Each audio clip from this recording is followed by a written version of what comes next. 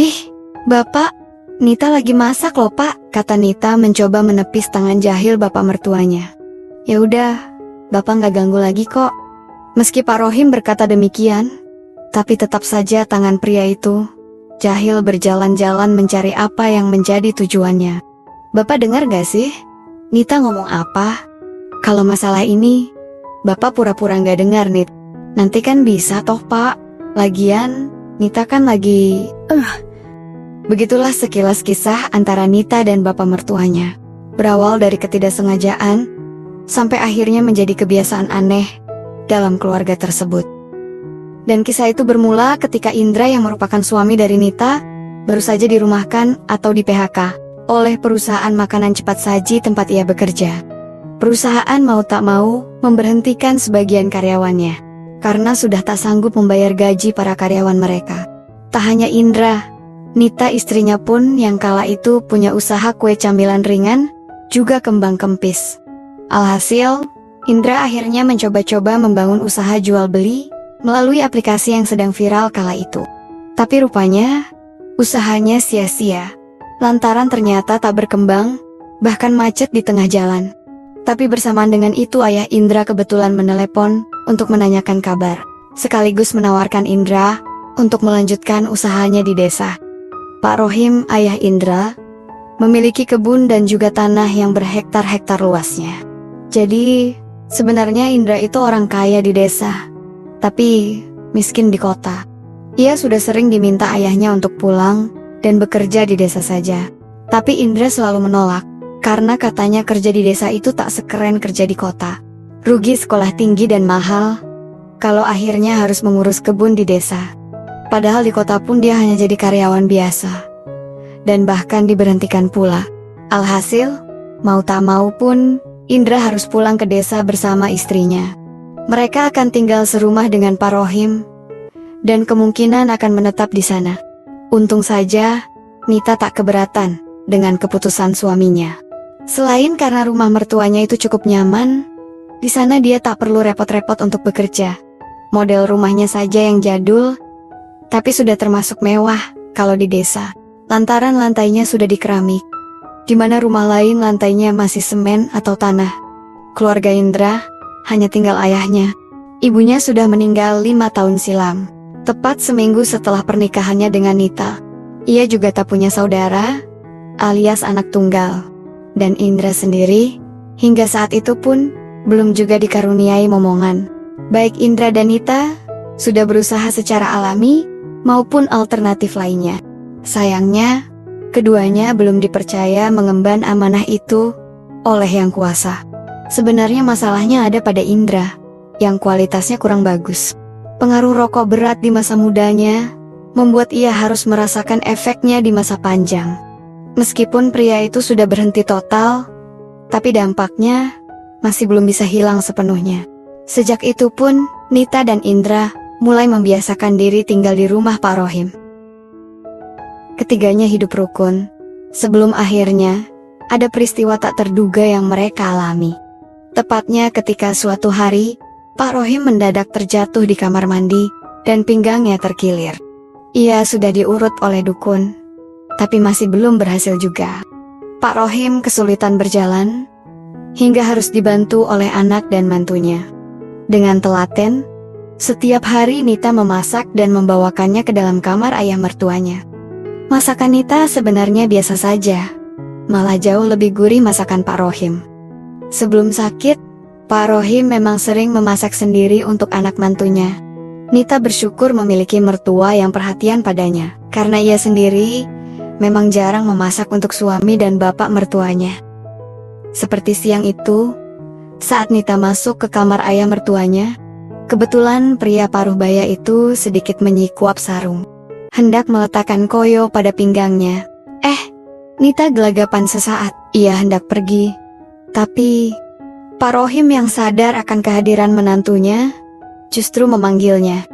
"Nak Nita, bisa bantu letakkan koyo ini di sini nggak? Dari tadi, Bapak salah terus." Nita pun mengangguk. Dan dengan ragu, ia pun meletakkan koyo itu ke pinggang Pak Rohim, lalu mengurutnya sedikit. "Mendingan Nit, siapa tahu aja Bapak bisa cepat sembuh. Nita kembali mengangguk, lalu melanjutkan membantu mertuanya. Dan rupanya, berkat bantuan tersebut, pinggang Pak Rohim mulai sedikit membaik. Nita tak tahu kalau dia ada bakat mengurut. Alhasil, tiap hari Nita mulai membantu Pak Rohim. Mulai dari pinggang, tangan, bahkan belakangan juga lain-lainnya. Ah, iya betul itu Nit. Terus, begitulah ucapan mertuanya saat Nita membantunya. Bantuan Nita rupanya tak hanya menyembuhkan pinggang Pak Rohim, tapi entah kenapa juga menghadirkan keinginan tersembunyi dalam diri mertuanya. Pak, ini kok, Neta terheran ketika tanpa sengaja mendapati perahu di balik layar yang tiba-tiba hormat saat ia mengurut kaki mertuanya. Pak Rohim tak langsung menjawab, dan malah memperhatikan wajah Nita yang tersipu. Entah mengapa ia jadi gemas pada menantunya itu. Memang wajah Nita masih cantik, meski sudah jarang menggunakan skincare. Apalagi dengan postur yang ideal, membuat siapapun akan kagum memperhatikannya. Sementara Nita sendiri, sebenarnya juga mulai terpesona. Bahkan sejak ia diminta membantu mertuanya, sejak pertama kali. Meski sudah berkepala 5, tapi karisma dan wajahnya masih tampak berwibawa, bahkan jauh jika dibandingkan dengan suaminya. Sejak hari itu, Nita makin sering membantu mertuanya. Pekerjaan itu, ia kerjakan di siang hari saat suaminya berkebun. Bahkan ketika Pak Rohim sudah merasa pulih total, tetap saja pria itu berpura-pura sakit di hadapan Indra dan orang lain. Tak lain agar ia tak perlu kerja, dan Nita akan terus merawatnya. Tak hanya menguyut dengan tangan, tapi kadang Nita juga menguyut dengan lain-lainnya. Dan hal itu membuat Pak Rohim akhirnya kembali mengingat masa-masa yang memang lama tak dilewati dengan mendiang istrinya. Memang selama 5 tahun menduda, ia tak pernah akrab dengan wanita manapun. Sebenarnya, banyak janda yang antri untuk menjadi pengganti mendiang istrinya. Tapi beliau selalu menolak dengan alasan ingin setia pada mendiang istrinya. Padahal sebenarnya, Indra pun tak keberatan jika saja ayahnya ingin berkeluarga. Berharap nanti ada yang menjaga dan merawat sang ayah di akhir hayatnya. Namun siapa sangka, Pak Rohim justru terpesona pada Nita. Seperti pagi itu, setelah Indra berangkat berkebun, Nita segera menyiapkan sarapan untuk Pak Rohim mertuanya. Hal itu sudah menjadi kebiasaannya. Pak Rohim akan menunggu Nita di kamar, membawakannya sarapan, sekaligus membantu langkah-langkah pemulihan. Tapi rupanya berbeda dengan pagi itu. Di saat Nita sedang menata nasi di meja dapur, mendadak sebuah fuyukan ia terima dari belakang. Ih, Papa, Nita kan lagi masak. Iya, Bapak nggak akan ganggu kok. Meski Pak Rohim berkata tak akan mengganggu, tapi tetap saja pria itu melanjutkan kejahilannya. Bapak dengar nggak sih? Nita ngomong apa? Kalau masalah yang satu ini, Bapak pura-pura nggak dengar, Nit. Nita tertawa mendengar ucapan mertuanya. Ia kemudian meletakkan spatula, lalu berlari, dan berhenti tepat di depan hamar mertuanya. Sementara Pak Rohim yang mengetahui hal itu pun terheran. Lah, kok malah bengong, Pak? Ujar Nita membuyarkan lamunan mertuanya. Pak Rohim yang paham akan maksud menantunya, lantas buru-buru menyusulnya. Rupanya, di sana Nita telah menyiapkan anugerah dan masalah-masalah yang dialaminya. Dan ketika Pak Rohim hendak melangkah ke arah menantunya, lebih dulu Nita menariknya. Jika semula Nita yang kaget dengan sikap mertuanya, saat itu malah sebaliknya. Pak Rohim tak mengira jika Nita mendadak berubah tak seperti biasanya. Ketekunan dan sikap satsetnya justru membuatnya terkesima. Lantunan nada syahdu dan syair Melayu menjadi satu dalam melodi yang mendayu-dayu. Seiring Pak Rohim melajukan kebaikan itu pada tujuan bersama. Pria itu berusaha membawa Nita hanyut dalam aliran suasana. Berbagai teori serta metode yang lama tak digunakannya, ia terapkan saat itu juga. Dan rupanya, upaya tersebut tak sia-sia. Nita tiba di pangkalan udara untuk kedua kalinya, disusul Pak Rohim setelahnya. Tapi tanpa sengaja dan tanpa dikira, Pria itu meletakkan pundi-pundi kebaikan itu pada pelabuhan yang dijaga mantunya. Meski begitu, keduanya tak memikirkan dampak di kemudian harinya. Pak Rohim sendiri tak yakin apakah ia masih bisa menghasilkan di usia senjanya. Sementara Nita justru tak terlalu peduli. Kalaupun nantinya ia Halimah, ia akan mengaku jika itu hasil karya suaminya. Karena memang Indra selama ini masih rajin menunaikan kewajibannya. Dan rupanya, apa yang tak disangka-sangkakan itu pun terjadi juga. Nita pun Halim. Sementara Indra yang tak mengetahui keakraban istri dan ayahnya, sangat bahagia mendengar kabar tersebut.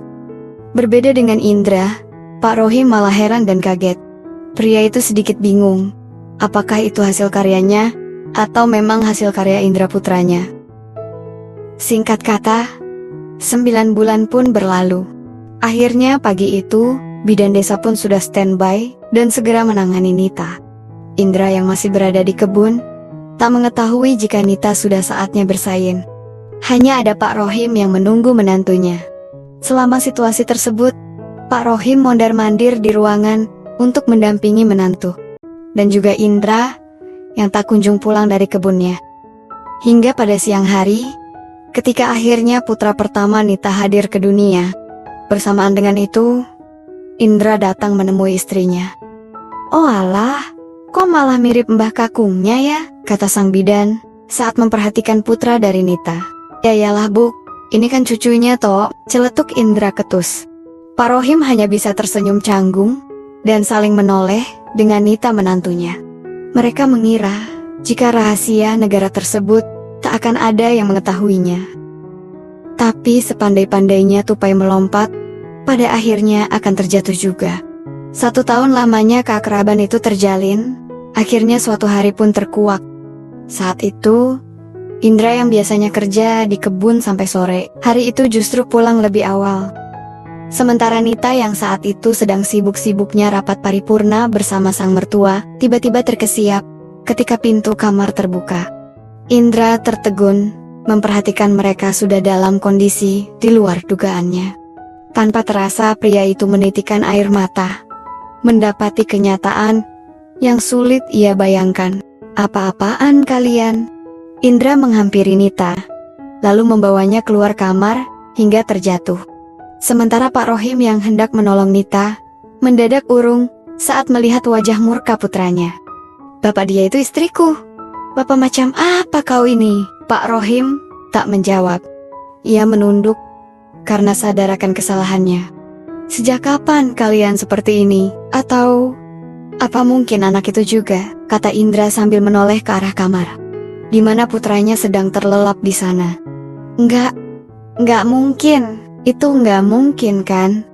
Maafkan Bapak, Nak. Maafkan kesalahan kami." Pak Rohim berlutut di hadapan putranya sendiri. Namun, Indra justru membuang muka. Keributan itu pun sampai didengar oleh tetangga sekitar. Namun, warga masih mau berbaik hati untuk melerai keributan ketiga orang itu. Singkatnya, seminggu kemudian, Indra pun resmi berpisah dengan Nita melalui jalur kilat. Indra memutuskan pergi dari desa, dan entah kemana tujuannya. Sementara Pak Rohim justru diusir dari desa karena menjadi aib bagi warga di sana. Pak Rohim yang dulunya kaya, seketika dimiskinkan oleh warga. Sedangkan Nita memilih ikut dengan Pak Rohim, lantaran di antara mereka sudah hadir seorang putra. 5 tahun pun berlalu. Terdengar kabar, Indra sudah menikah lagi. Tapi, dia tidak memberitahu ayahnya, dan mengaku pada keluarga istrinya, jika ia yatim piatu. Sampai suatu hari, Indra mendengar dari sepupunya, jika Pak Rohim ayahnya sedang sakit. Rupanya selama ini, Pak Rohim tinggal di panti jompo. Sementara Nita, yang tak sanggup hidup dalam kemiskinan, akhirnya meninggalkan pria tua itu sendirian. Kabar terakhir, Nita merantau ke ibu kota, dan entah bagaimana nasib putranya.